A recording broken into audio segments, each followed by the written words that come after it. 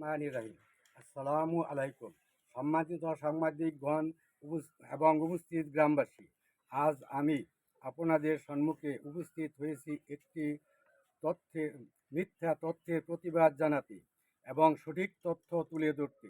গত ৩-৫-২০২৫ তারিখে জাগির মাহমুদ মণ্ডলের পরিবারের সদস্য দাবি করে যাহারা আমাদের বিরুদ্ধে সাংবাদিক সম্মেলন করেন তাহারা মূলত জাগির মাহমুদ মণ্ডলের বংশধর নয়। বাংলাদেশের আইন অনুযায়ী পিতার পক্ষকে বংশধর বলা হয়, মাতার পক্ষকে নয়। যাহারা সাংবাদিক সম্মেলন করেন তাহাদের পিতা ও মাতা কেউই জাগির মাহমুদ মণ্ডলের বংশধর নয়। বংশধর দাবি করে প্রতিপক্ষ মামলা করলে মহামান্য হাইকোর্ট সেই মামলাটি খারিজ করে দেন। ওয়াক্ফ দলিলে লেখা আছে যে ওয়াক্ফদাতার ওয়াক্ফ সম্পত্তির ১ নং মুতাল্লি জাগির মাহমুদ মণ্ডল, তার অবর্তমানে তাহার স্ত্রী সিনিতন্নেসা, তারপর তার পালক পুত্র কলিমুদ্দিন সরকার মুতুল্লি দায়িত্ব পালন করিবে। তারপর হতে ওয়াক্ফদাতা বংশের ধার্মিক বয়োজ্যেষ্ঠ তাহার দায়িত্ব পালন করিবে।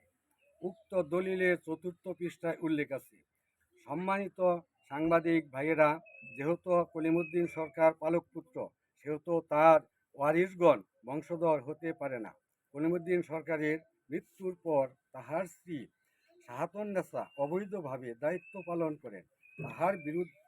তাহার বিরুদ্ধে জাগির মাহমুদ মণ্ডলের ভাতিজা আলহাজ সিরাজ আলী মামলা করে 12/11/1979 সালে। মহামান্য জজ কোর্ট এর আদেশে সিরাজ আলীকে পঞ্চমতম মুতুল্লি নিযুক্ত হয়। তারপর হতে আলহাজ আমজাদ হোসেন, তারপর তাহার ছেলে মোহাম্মদ সোহরাব হোসেন, তারপর সোহরাব হোসেনের চাচা আব্দুল আজিজ দায়িত্ব পালন করেন।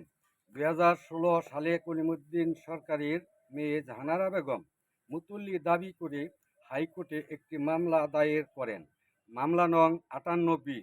উক্ত মামলা 4/6/2023 সালে খারিজ করে আব্দুল আজিজকে মুতল্লি পদে হাইকোর্ট বহাল রাখেন।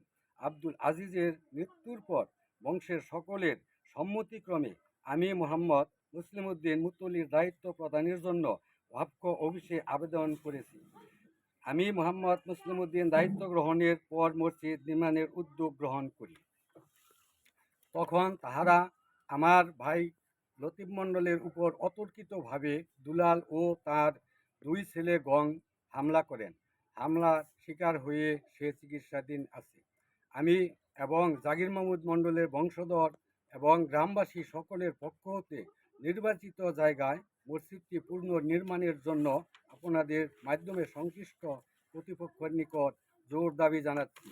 প্রিয় সাংবাদিক ভাইয়েরা, আপনাদের মূল্যবান সময় দেওয়ার জন্য আন্তরিক ধন্যবাদ জানিয়ে সংবাদ সম্মেলন সমাপ্তি ঘোষণা করছি।